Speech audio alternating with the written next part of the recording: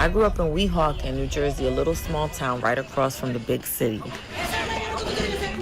I used to wake up in my mama's house every day, same walls, same bed. I didn't grow up with much. I just had a dream and a whole lot of heart. And she'd be right there with a cafecito and tres golpes in hand. I never thought I would host a Puerto Rican festival or produce my own talk show, let alone be in films. But here I am. You better run me over. Sometimes I would grab a sandwich from the bodega down the street because guess what? They knew my order before I would even say it. If you just walked one block up on the boulevard, there it was, big, bold, and shining bright. And this is Tales of a Latina. What's up, familia, and welcome back to another episode of Tales of a Latina, the show where we honor the stories, the spirit, and the strength of Latinas making waves all around the world. I'm your host, Katherine Nunez, and today we have a truly iconic human in the building. We are now located in El Barrio at her studio, where she rehearses with her dancers on a weekly basis. This is an Emmy Award-winning dancer, a Bessie Award honoree, a creative force from El Barrio, and this is someone who has created a movement that has been shaking up stages and uplifting spirits for the past 3 decades. And that's right, y'all. It's Violeta Galagarza here in the building from KR3Ts.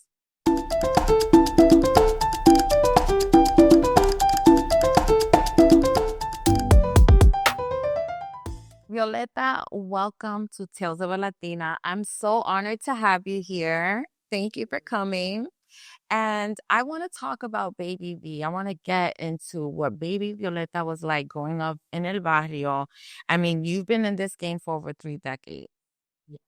So tell us about Baby V. Well, I actually, as a little girl, found out at 7 years old that I was adopted. That really shocked me. You're not introduced to that when you're young, but I was so inspired with my cousins when I used to see them when I was in the bunk bed, seeing them doing the hustle. And I was like, wow, when I grow up, I want to be just like her and better. Later on to find out that was my sister, my blood sister. And we used to just having jams in our community, park jams, battles. Everybody knew whatever vibe of whatever the style, playing dominoes, congueros, social clubs at that time. So we was about it in the streets where we felt safe because people, even when drug dealers was out, they were protecting our community, Right. And so we felt good and safe and being in the street, no crazy cars or whatever. But the thing that I saw was really what you don't see nowadays, the family, the bond, the blood togetherness. Even if you wasn't family, they showed. They showed love. They protected each other. Oh my God. And Yes. that's what kept me wanting to give back to my community because we were losing that. And I was like, my God, we gotta find ways to care for this community, for our Latinos, for our blacks, for our colored people, anything, anybody that was in need, that was vulnerable. I was vulnerable. I went through it when I was young. I went through domestic violence. I went through seeing my stepdad being killed, my brother being killed a few years later. Like there was so much going on that could have just drive me left to really actually say, be gangster or ghetto and, Or give get up. into, there's Yeah, so I'm a many things you mother. could have gotten into to make fast money, right? Especially growing up Right. in El Barrio, in New York, period. But you chose a different outlet. And, what were some of your biggest influences? I know you said your sister inspired, watching your sister Right. and your family doing the hustle, that inspired you to get into. Then they were using me as a guinea pig and I was like being thrown around and I loved it and I was like, let's do it again. I would always tell that story, but that then going to school, that's when the teacher was like, you need to go and get into this audition. And I didn't know what that was. Okay, I just said yes and I did the audition. It was I made it. The next day they told me I got a scholarship for 4 years to be in Alvin Alley. And I was trained in ballet, modern, jazz, and African, and I was executing each of those classes. And this happened all at what age? How old were you? 9 years old. 9 years old. You were already doing like all these great things. Yeah, I was so hyped because I felt, wow, I found my connection of something that I could say I can do. Because I wasn't great in school. I wasn't great in social studies, language arts, science.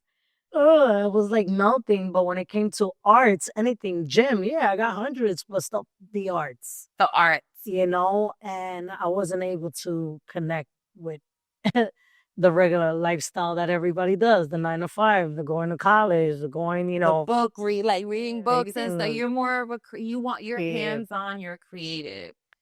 So how did, your upbringing as a Latina in New York shape your journey? I mean, we spoke about all these things that you experienced, but all those experiences, watching your family dancing, the struggles, like, how do you feel that affected you growing up? Did it affect you negatively or positively? It affected me to being better, to fighting against the trials and tribulations. I remember always, every time something else came, and I would just put music that remind me, even of the breakup. I would have to put the song that was of a breakup of TKA or Judy Torres, any of freestyle at that time, and cry it all out to become more strong. Like, why are you crying? You're not supposed to show that. You got to show the best of you and in greatness in what you do that I had control of, that I was great at. Wow.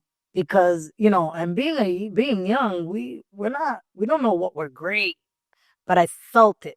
Was there ever a moment that you felt like giving up, and if so, what pulled you through? I didn't feel like giving up. I just felt like it was over, because when you're young and becoming a mom at 16, it was like, oh my God, what I'm going to do? Now I'm a thicker Latina. They're not going to set me back in Alvinelli at that time. Yeah, because now now everybody and the mothers, everything's very inclusive. Yeah. But I've been doing that day one. I said, well, you know what? Y'all not going to accept me there. I'm going to do it where I'm accepted at in my community. So, will you say that you are the first plus size dancing influence? Not even plus size. To me, you're just thick and curvy, but like. Well, I was plus size. I was thick. Beyond past as an Alvinelli dancer. I was weighing 125. I became 150, then went to 170. And that's when it was really thick, in the right places, but still it wouldn't fit. Yeah. For those places. It was just like modeling. It was just like even acting. Anything in front of the camera, you had to be smaller, like, just because the thing was, the camera adds 10 pounds. So the skinnier you are, I know I'm curvy too. I like my curves though. But that was like the thing back then. Thinner is better. But now I'm so happy. I think Tyra Banks really did that with her modeling agency. She started doing like this all-inclusive and including all different sizes. And that's what like changed the wave. But I want to know, so let's get back to dancing. How did your community respond to you when you first began teaching and creating a space for young dancers? So I was actually 17 years old when I started this whole vibe and rehearsing at LaGuardia Corsi House. You were a kid doing this for other kids. Yeah. That's crazy. Because at 9, that's when I saw that at 9 years old, I entered a competition at school and I won.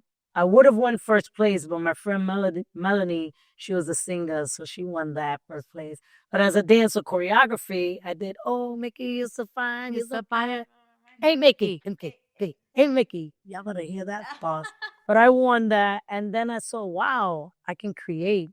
Because you don't call yourself a choreographer at a young age. You're a creator. I always saw that to my dancers. And when that happened, I said, okay, this is me. Because I used to run home to my mom and say, Ma, I can't study this. I don't know. I'm not going to pass. ¿Por qué tú vas para la escuela? What you go to school for? Go ask the teachers. And I'm like, but they don't want me. So I felt like desperate, like nobody's helping me. And I feel like I'm failing. But in dance, I didn't need nobody. Because you had it. It was in you. Right. It was a gift that you had. And I was able to like express myself and see that the audience was attracted, understanding, wow, I can feel that, or I understand her, or that reminds me of me, or I want to do that, you know? So I was like, wow, I have control of this, expressing something that's positive, that's free, as happy. Why not? And doing that as the age goes on, you know, at 17, the domestic violence till I was 17, it was like 3 years I was going through that.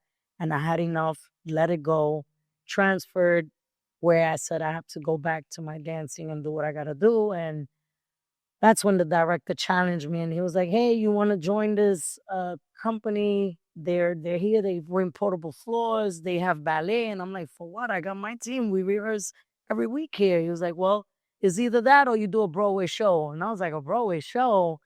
What do you mean? We didn't have Google. We didn't have Instagram at that time. So you didn't know what a Broadway show was. How to put it. How to put it together. Yeah. Who I'm going to call? To us back in the days, those are rich people. Those aren't either white people. You can't get into that. I don't see no Latinos in there. So I had to make my own. So I was like, all right, I'll do it because I felt something was being taken away from me again. And in 3 months, I had from 15 dances, 12 to 15 dances, became 60 dancers. I had a graffiti artist that did the mural of my brother who got killed. I said, hey, can you do a graffiti on a flyer to promote the show? He did it for free. So when your brother got killed Before you started dancing, like when you were a little girl, and then 1989, he got killed before that. Yeah. So he drew the mural of your brother. Yeah, and so I asked him again, can you look out and do this for us? And then that's when I had cake sales back then so that we could pay for the cost. So you was doing like, like The hustle, real. Literally like what a high school does when they said they give the kids, hey, listen, sell these chocolates. We're trying to raise money. You were doing that with the dancers, selling cupcakes, whatever y'all could sell to fundraise. Hey, that's stuff that anybody would do back in the days. That was we didn't have sponsors. That was actually very normal that you would see kids outside of the supermarket and like, hey, please donate to my charity, to my organization, basketball, cheerleading, dance. So I did it there just so that they didn't spend a lot of money on the gear, one gear. So everybody got $15 and then they paid the other 15 for this one suit and everything. We found our way. And then I was the host at the event, my own event.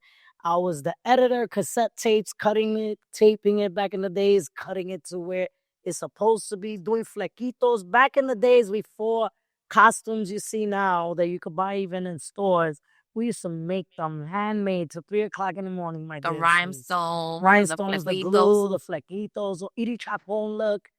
And I did all that. Did 9 different choreographies. I'm a mother of 1. I was just going to get into that. So at this point, you already had 1 child. Your first child. Yes. But were you a single mom? A single mom. Yeah. Yeah. Mm-hmm.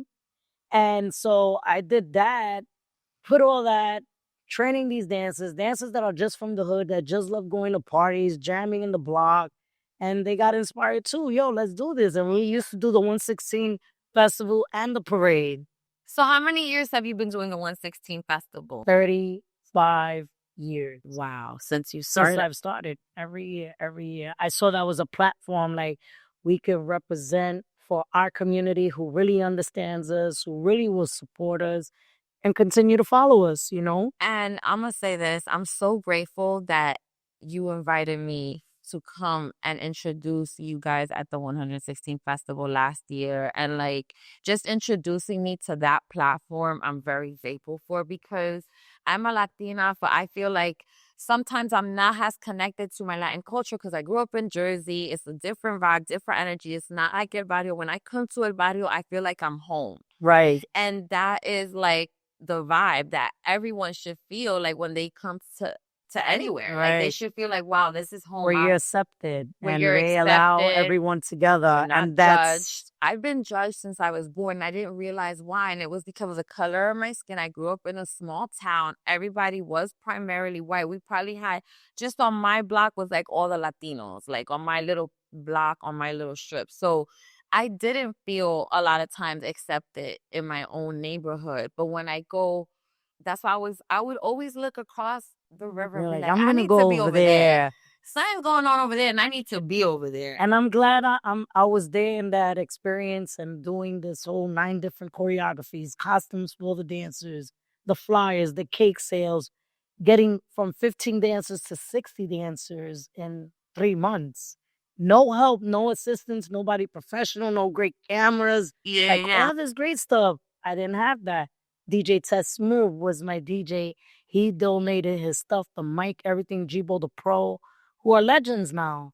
And you would never think who you will be working with now and later on who you become. Like the guys behind here, they might be the next. You know, it's that big shot movie. But we did that. I didn't give up. But the director was waiting for a Broadway show. So the show sold out. 360 people came. Wow. He was in the middle sitting down with his glasses like a director, seeing this whole show in the gym. And I'm like, this is nothing. We're doing Doodle Brown. We're doing other stuff. Nothing crazy. But we went all out and the show ended. I see him coming. The crowd was like, ah. 119. I had a great support from 112 to 119. They all came. And then he comes and looks at me up on the stage. And I'm like, hey, James, so what do you think? I know it's not Broadway. Ooh, I'm sorry. Yeah, brought this out. Right, I did a different Broadway. It's not Broadway. It was V-Way. Yes. V-Way. And he was like, you know, this was amazing. Are you ready for next year? And I was like, oh, no, hell no. This was too much for me. I'm just saying. I wanted to do this to show you what I can. Right. Because I just wanted the rehearsal. And then it became every year. Every year. 35 For 35 years. Experience. Yes. You was one of our hosts. And I want to get into that. So, but KR3Ts is not just a dance company. It's a movement for me. Like you've helped so many underprivileged kids find their voice through dance, through movement. So I want to talk about the mission because it's dance, but there's a mission behind everything that you guys do. And I want to know what the why behind the work you've done for 35 years. Well, I never had the support and I was just blessed in the way my life has turned the journey to be in the places where I am now. But throughout that time, I knew they didn't have a voice. They didn't have a support. I knew their struggles. I knew their stories because we can relate. We're from the hood. So I wanted to change that and find it in any way possible because I didn't have the magic, the rules in the book or the connects downtown. But I worked with dancers that were gang members or drug dealers or they were everything. But I found a way to get them to love something that they can relate to and be in that platform in parties and jams and in schools and repping because that was one thing we all have, a culture that was always hidden or taken from us. Yeah. So they felt like, wow, this is ours and I want to build and yeah, let's do this. Yeah. I'm like, no, you in this? You got to stop doing this. Right. You got to stop doing that. I can't because I have a good reputation and you can't. And they loved that because it was like, oh, this is good. This feels good. So this is changing my life. Yes, yeah, that mission was me trying to training amateurs. They didn't go to school for dance. They didn't go to nothing, no college, no experience, or either their parents. But it was to change their mindset. Like just because you're amateur or you whatever problems you was going through in your life, I can make it a change. Yeah. Professional. So from an amateur to become a professional, discipline them, showing them timing is important. Your Professionalism. I don't care we what don't level. play about that. If you late, oh no, it's a no for her. She does because I'm investing my time, my hours, my worth for free for you.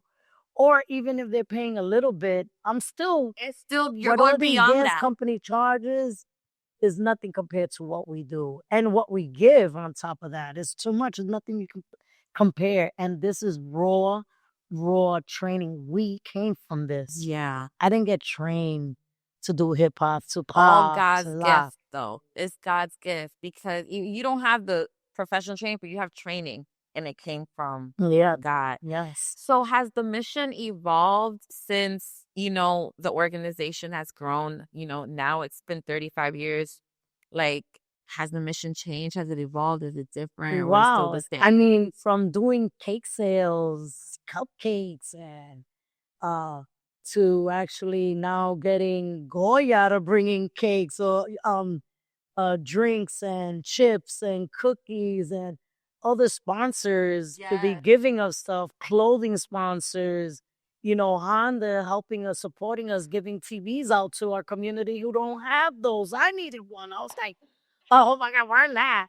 The experience of the difference back then, there was appreciation. We didn't care. We was around bandit buildings, drug dealers, drug addicts, but we found our time to nurture each other and build each other to work hard and feel like, wow, this is a professional environment in our way. In our Right, neighborhood, in our right? neighborhood.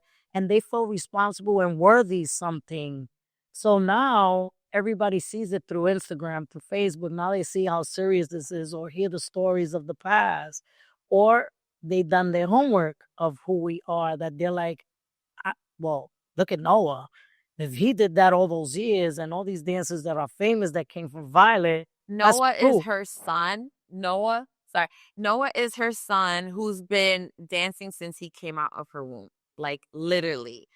And so let's talk about the other students like that are in your dance organization and maybe some of the stories. Like, is there a specific story of someone? I know when I went to your 35-year anniversary show, there was a man there that had a very inspiring story, and he went to the military.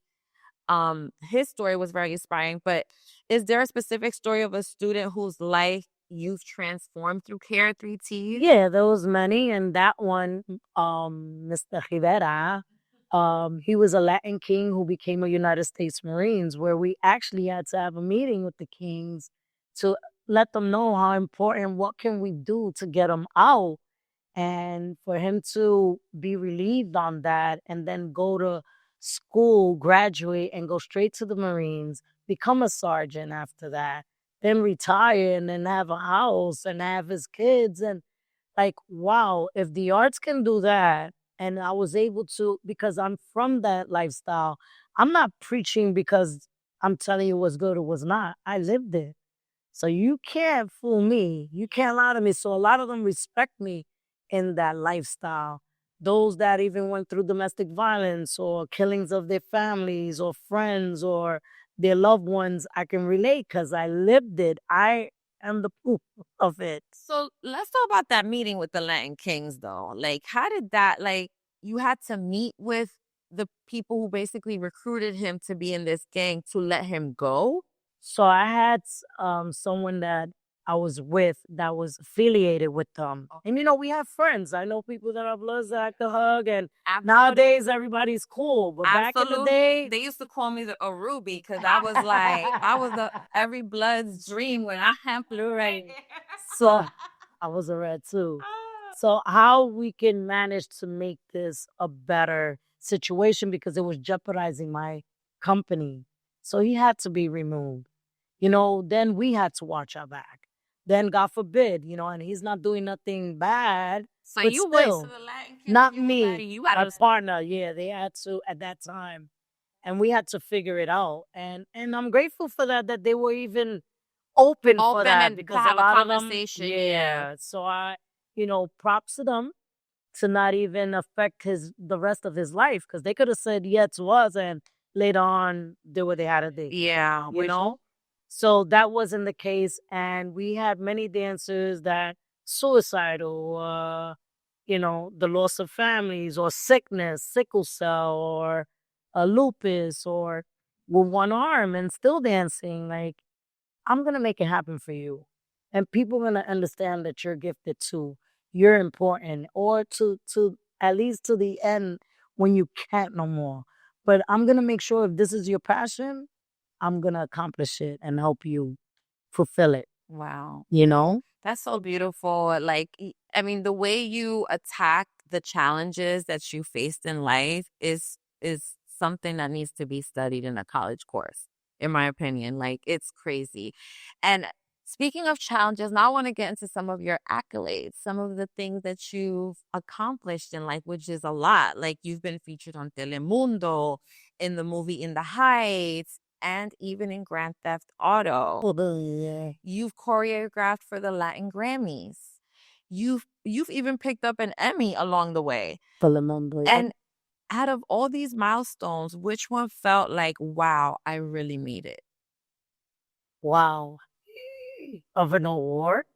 An You know award, an what? experience, whatever it is. So, okay, so even in a show de Cristina, they was like, oh my God, you're gonna get an award, and they flew us out, and that was all great. But when they gave me $10,000 worth of jewelry and gifts, I cried, and she thought that I cried like, I was Because you were happy, thankful and right? grateful, but really you were crying because Crying you were like, I need more. again, I need help for my dance company. I need the help for the studio. You said make dreams true.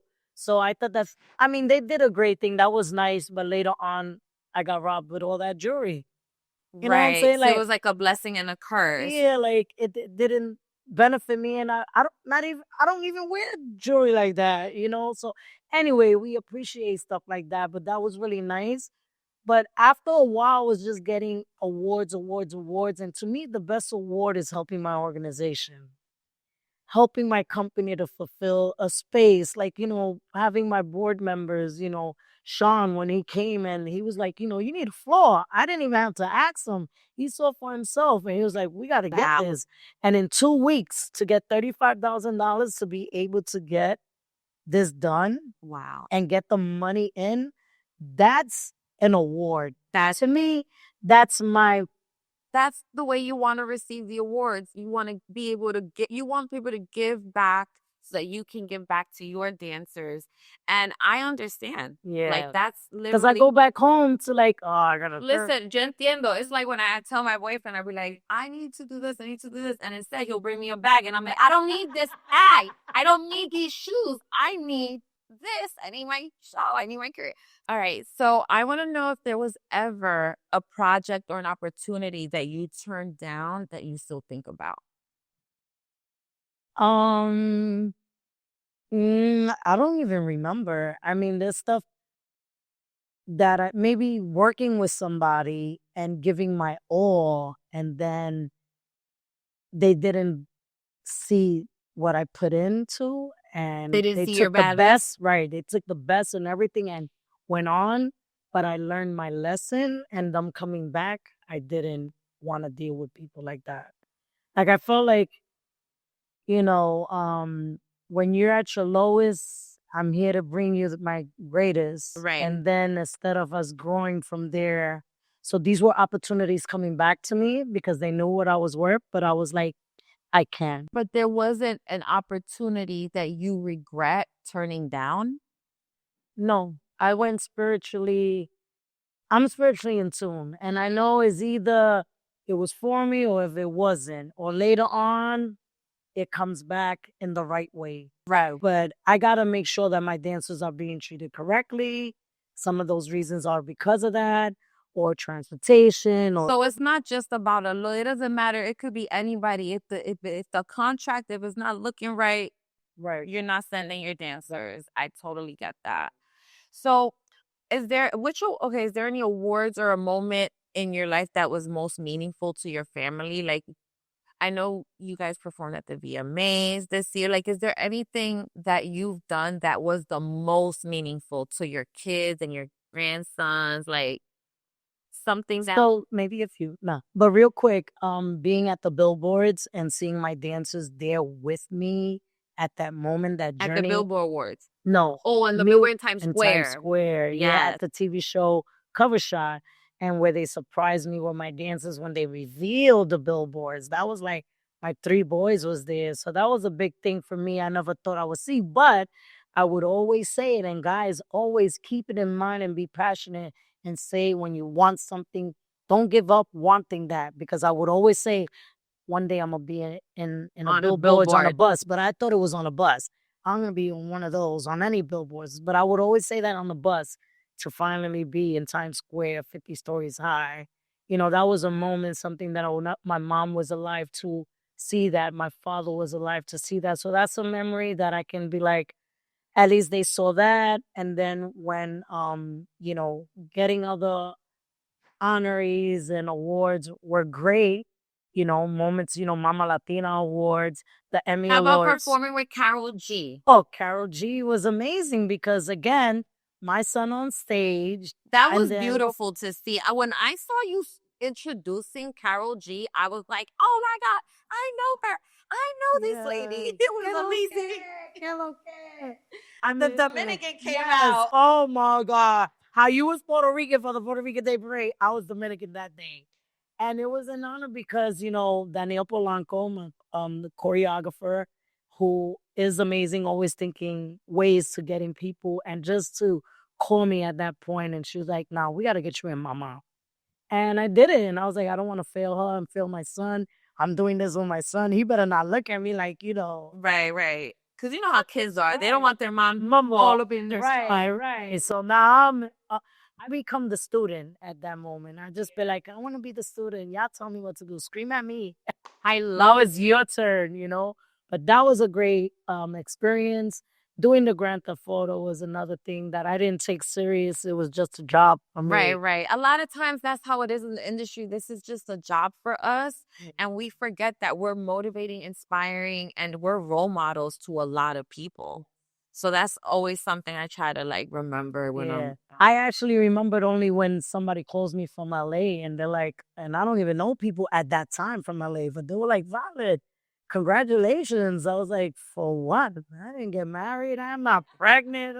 What they told you? And it was like, no, we're sitting down 3 o'clock in the morning and we see the credits, the game Grand Theft Auto, and you're in it. You and Pure 3Ts. I was shocked. I was like, yeah, I did that 3 months ago. That was not. What do you mean that was nothing? Do you understand? People were in line getting that game. It was so So popular. 3 o'clock in the morning. Back in the days, they used to be online outside, and you're saying this was number 1 in the world. So I didn't realize how impactful and what I was involved with. I just did it because I loved it. Grand Theft Auto was such a big part of the culture, just that gaming culture, and then everybody was into that. Yeah, and it was literally like a culture thing. 3. So that was 3, and I had 6 dancers doing the choreography, and then the 4, I was a cartoon.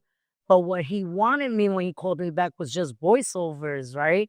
So I chose it. I actually chose even Tess Move. He was one of the voiceovers too, my son and all that stuff. I love that. But I told the guy from Rockstar Games, I think it's best you come and meet them and see them. But when he came to my rehearsal, he got so inspired that the scene was in Grand Theft Auto 5. The studio, about gangs, saving lives, and the cameras coming in, because we always had TV people coming from China, from Honduras, doing stories with us.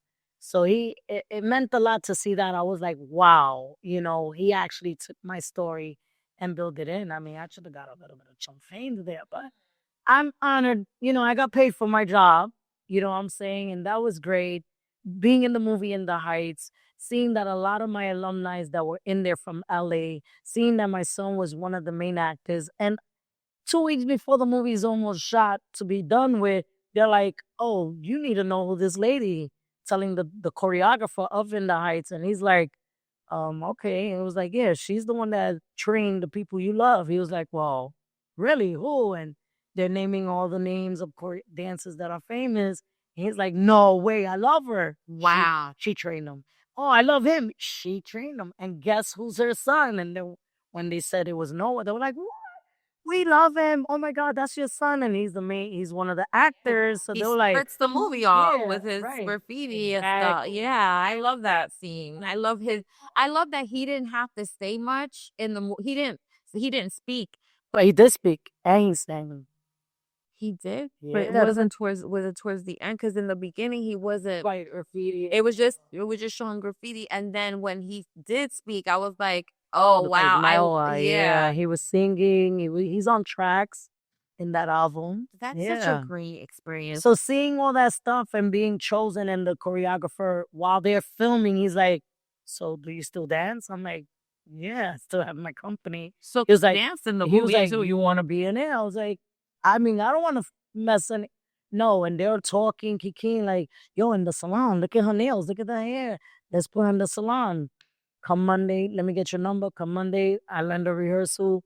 within that week. You And learned they that. started shooting. Wow. You learned the dance in that week. Yeah. Wow. The outside scene I did where everybody in the opening dancing, I'm in that, in the pool scene and the salon Wow. where they did a And little. you weren't expecting that. Not at all. I was happy. I said, look, I'll give out the water for y'all. Don't worry. I'm happy. I'm around y'all. Le Manuel used to be like, bendición. I'm like, don't say bendición. Yo no soy vieja. Right. You're like in the same. I think you're older than me.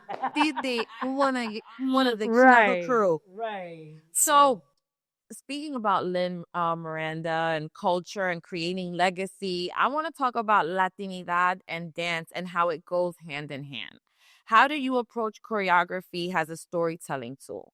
Because I went to your shows, and every time I go, it's like you're telling a story through dance. And so tell us about that process and what advice you would give to young Latina dancers trying to break through. So I felt that I had to always tell a story because every year there's something different in our life. Either the time, the generation, Things always go down. music, Yeah. something's happening. So how do we bring it back and wake up our audience through the art of dance? Sending the message through the art of dance where they're like, oh, I felt that. Damn, I got to wake up. I got to stop doing that. Or, yo, these killings, that's true. Or, wow, I'm inspired. We got to do this in Jersey. We got to do this in Europe. We got to keep this going. Trying to keep this platform alive to send a message out that the arts is powerful. It's healing. It's a healing, therapeutic. yeah. Like, what can we do to, bring that out? I mean, photography, film, edits, all that is all important. Lighting, costumes, makeup. Like, people need to know also the work that goes into that too, The right? behind the scenes that the stuff that goes on behind the scenes that people don't And that's know what to put everything to make everything look beautiful. Because it's like, I mean, it's a beautiful process Right. to, put But something no, it's a together. lot. But it's a lot of work. It's pressure, headache, stress. If you're not ready, if you're not on high vibration, you're not gonna be ready for the trauma, the And pressure, for the the unexpected things that happen. the backstabbers, the people that will leave, whatever. There's people that don't want to see you do good for others. So you get that. But in the stories, like this year, we're sharing that. Nobody told my stories while I was dancing, showing stories on our shows. But I was like, I got control now. And I'm going to tell the stories of these dancers, what they're going through. The Sipper Cells, the one with the one arm, where his mom, stage 4, cancer. And it's like, These dancers have real life stuff going on in their life. Real stuff that they're taking care of sick siblings, sick parents. They are trying to figure it out. And the fact that they come here and put on such a beautiful show to heal others, while they're healing themselves is just, it's nothing but God. Like, right. I can't. It is. You're doing God's work, whether you see it or not. I know you know it, but like sometimes when you're moving so fast and you're the one that's putting everything together, you forget that. Not that you forget, but like I feel like I need to always remind you, like, you're doing God's work and don't forget that. Thank you. I appreciate it. So I want to talk about how you honor your cultural heritage through movement. Like, you're Boricua, you're from El Barrio. What's a way that you like to honor the heritage through music? I know, you always perform at the 116th festival. So that's, I feel like, a way of honoring the culture. But what else is there? Yeah, the parade, during the yearly gatherings with our families on holidays. I'm more human. It's, because it's about everybody. So I celebrate everybody, even everybody's beliefs, like whatever they're in, that's what I'm looking for. How can I build that power within you and bring out the best in you, out of you? But celebrating me is just being around everyone else. If it's Latin, well, there's every type of Latin, every type of other culture, every type of, beliefs, the food, the style, the clothing. I'm just open into learning, and I'm already who I am. What more is there out there that I need to learn from and maybe be inspired to want to know more of that because I am this already.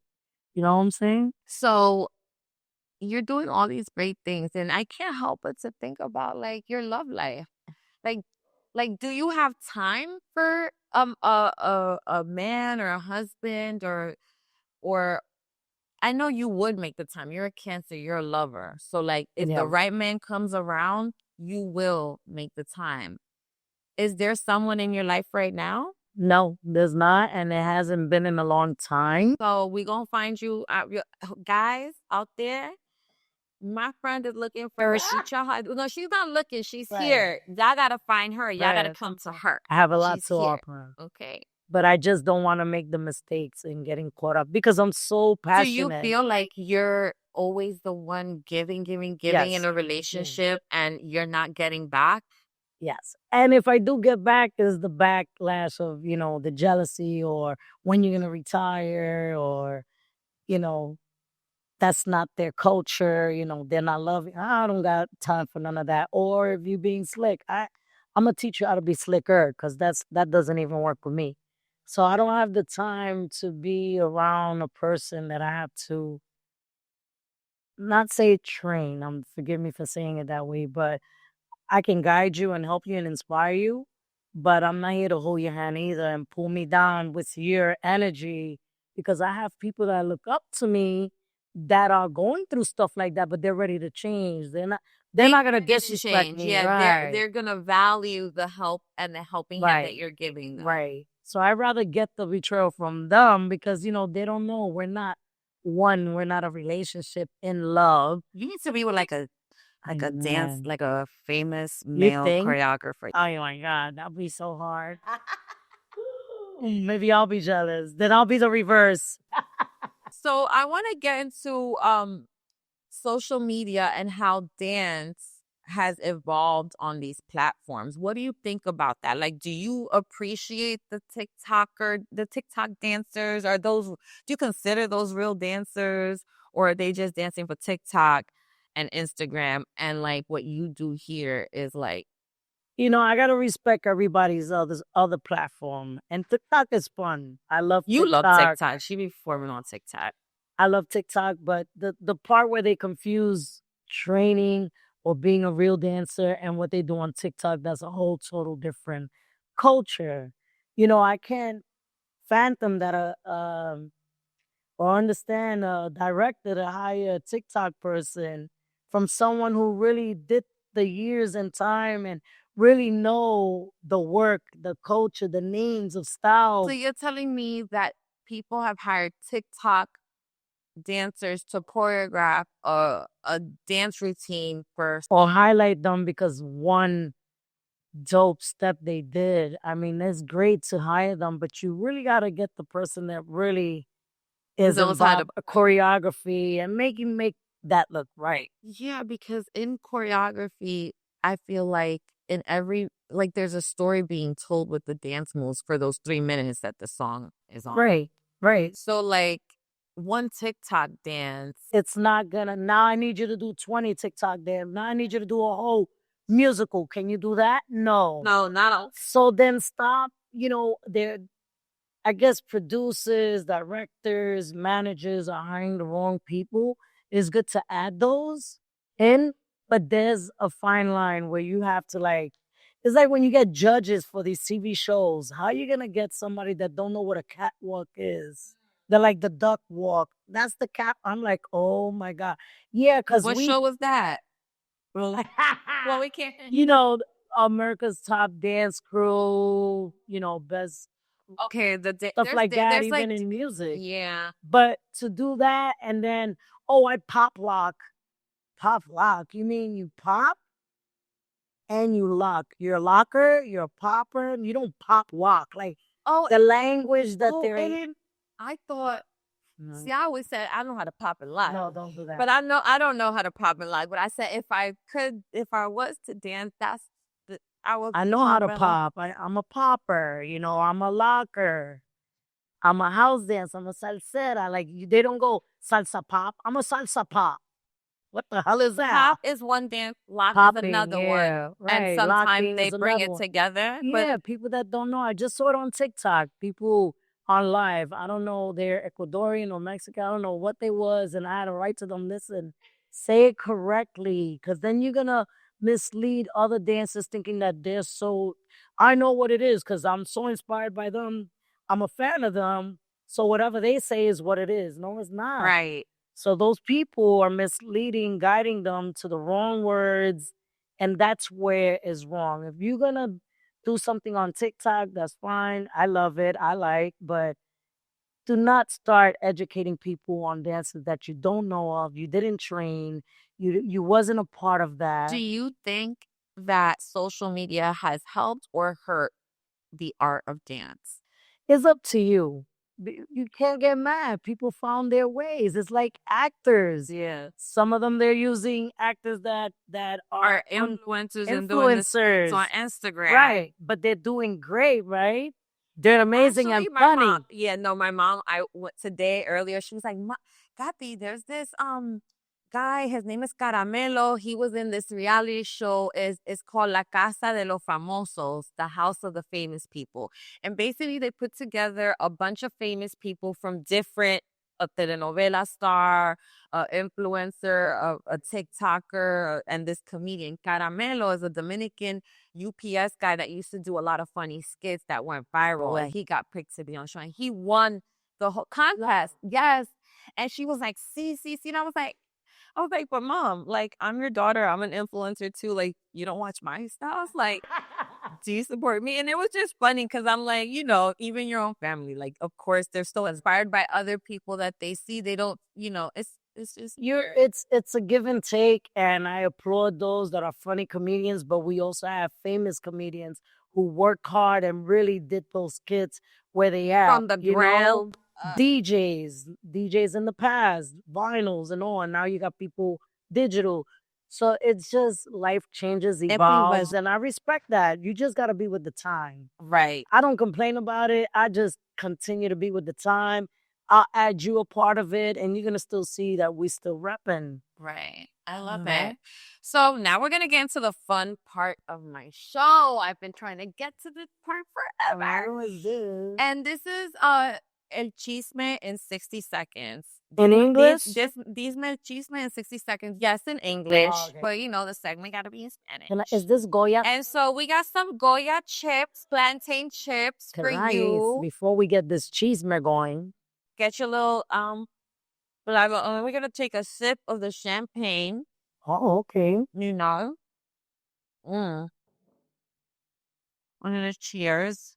Congrats. Thank you. So proud of you. I'm happy that you were able to experience this with me. You're such an important part of my life. You're like a mentor to me. Everything you do, everything you're doing, I want to get to that level. You're gonna get to that level. I want to help. I want to give back and to you my are community. doing that. You got to speak it because you are doing it. You helped our organization, and you want to get there. You are getting there. Look at the team you have. Amazing team. They don't joke. They detail. No, my team's on Shout out to Shout out to Relentless Media, to Frank Blenman. He is amazing. My team is amazing. My I might have to use them too. Exactly. You see how that works? Right. So let's cheers. Let's take our sip and then get a little tipsy because these questions, I need you to be inebriated. No, they're not spicy. They're not that spicy. All right. So this is rapid fire. So you got to answer them as soon as I ask you. That is the first thing that comes to mind. Oh my God. I might fail. All right. What's your favorite performance moment ever? Your favorite performance moment ever? At the VMAs. Most challenging piece that you've choreographed? In Canada, in Montreal. With who? For who? Which artist? It was not for an artist. It was the Just for Laughs. Just for Laughs. It's a big event that happens. It's #1 in the world, that festival. And I had to deal with 92 dancers in one day choreographed with dancers that speak only French. What? Hello. Yeah. It was and we killed it. It became an encore standing ovation. I love that. Okay. One artist you still dream of working with? Joe from Jive Records. I want to go back into working with him again. I wanted to work with somebody from now. Janet before, I don't, but she's already working with a lot of my friends. It's like us looking for artists that dancers that don't be with everybody else. Um, just organic people that are powerful. I never, you got me with that I one. got you. Okay. Anybody, I'm ready for anybody. What drives your creativity every day?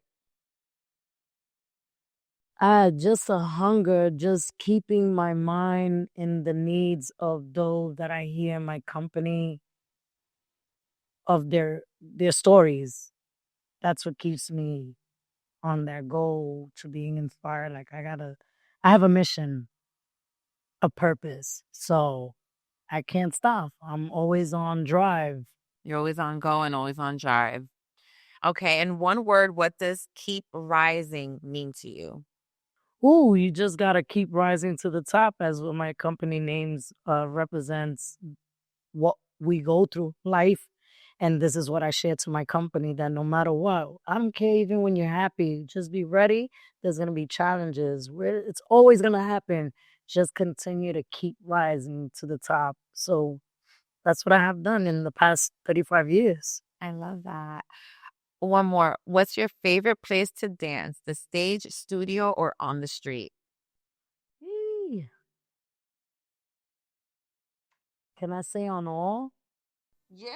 That's me, because I get in my moments. Right, because I'm in my moment. I'm always working, but if you give me like my dancers, they're like, B, we got you a part. And I get excited like a little girl. Yeah. I'm down. Yes. Am I cool to Still, be with y'all? still cool. You're still part of the crew. No matter what happens, like you could be 100 years old. They're still gonna be like, Violeta, come here and pop Pop or lock. or lock, B-boying or B-girling, dancing, right? Hustle, salsa, merengue. Know the difference. Yeah. All right, one more question. I know I said that was the last one, but I want to do one more. What's one song that always gets you moving? Oh, wow, that's hard. It's a lot of music. Sometimes it's the DJs that get me hyped that I've done work The mix. with. Yeah, mixes. I love mixes or things that has a special story, a message that gets me hyped. I'm an expression type of person. So if that music is hitting me, I have to express it. That's my moment. Is the vibes. Oh, The time. And it's part of a Tales of a Latina. That's what we do. yes. Tales of a Latina all day, baby.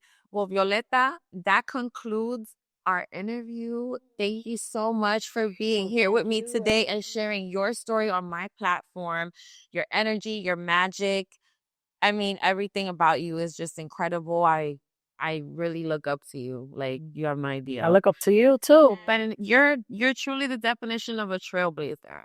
Well, we got to continue to support each other. It doesn't matter who's who and what level or how many views you have. Like, I'm all about organically the real deal, because you could be around people that has 1 million views and the person that has 30 views. I'm like, I know that person. I have to be. She wants to know about my story. I need to speak, or he need to know what that platform needs to know about me. So at the end of the day, you're doing something that you're always supporting so many people. I see you. I see you through on your stories, on your feed, and I'm like, yo, you talk about me? I look at you and I'm like, what time she has? And then you trying to figure it out. You're a mother yourself. You live in Jersey, coming to Manhattan, going traveling, flying out, acting scripts. Violet, I'll call you back. I'm doing a script. I'm filming myself. I'm doing an audition. I'm this. I'm like, you go, girl. Keep doing it. Don't stop. I'm sorry. Like, people don't know this part. Yeah, no, they don't. They don't see what goes on. Like we said earlier, they don't see what goes on. But I love that. Like I like keeping the struggle to myself and then letting people see the final product because sometimes I feel like people just don't even care about they don't even care because they don't want to help. They just want to see the final. It's almost like, can you get to the point? Get to the point. To my little girl, get It's to the point. like our little friend Cadence would say, Right, get to the point. I feel like that's all, like that's every human in the world. Like, just get to the point. We just want to see the final product. And so that's how I focus. But I'm learning that I have to share my journey. And that's why I created Tales of a Latina. So I can like learn how to tell my story, and through helping other people tell their story. And everyone on everyone that I've interviewed on this platform is someone very special to me, someone that has inspired me, someone that has been a part of my journey in one way, shape, or form. Right. And your reputation, everything that you build in all these years, that's why the respect they have for you to even sit here to speak to you, no matter what time, what day, No matter how many hours. I'm going to be here for her, you know, because she's important.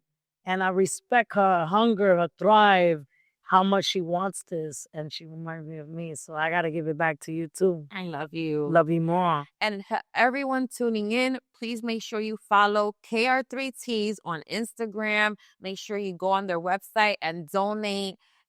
Any amount counts. Like, donate or your time, right? Your time, your money. Or if you need us, don't hesitate to reach out to us. Anything, reach out to the Violeta Galagarza KR3Ts. You can reach out to me and I'll connect you. This is a movement that you want to be a part of. If you have kids that are into the arts, we see that your kid is dancing and that's what they love to do. Bring them and put them on a platform where they can really explore their talent. Which one? Many of these dancers that are trained work with Chris Brown, Beyonce, J-Lo, Lady Gaga, Ariana Grande, like, you name it, Super Bowl, all over. They travel all over the world. Super Bowl, they perform at all the basketball games in New York, the Knicks, the Barclays. Yeah, the Nets and the Mets. Yeah, don't ever hesitate. If you see that child moving, jumping, flipping, put them in a class. If not mine, get them somewhere. Get them because that's their calling. All right? You want to call me? You can call me and I can help you and advise you what's best for them. That's right. All right, y'all. That concludes our episode. Don't forget to tune in next week to